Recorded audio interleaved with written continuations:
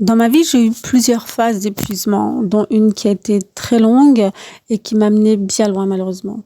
Au final, je suis contente car ça m'a servi. Donc ça a commencé quand j'étais enfant. Je ne sais pas vraiment vers quel âge, mais c'est devenu chronique.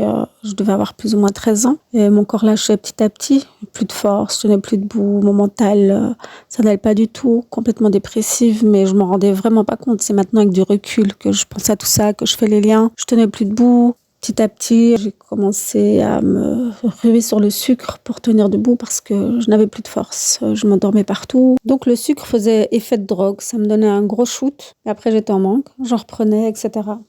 Et je m'énervais rapidement. Donc tout ça montrait que ça n'allait pas, que j'étais en épuisement chronique depuis tellement d'années. J'avais des signes, tout lâchait en moi. D'abord avec un prédiabète et puis le diabète. Les médecins sont complètement passés à côté. Avec le temps, j'ai pu changer certaines choses de ma vie, ça a été mieux, puis j'ai rechuté. Ça a été vraiment une vague de haut et de bas. C'était pas évident.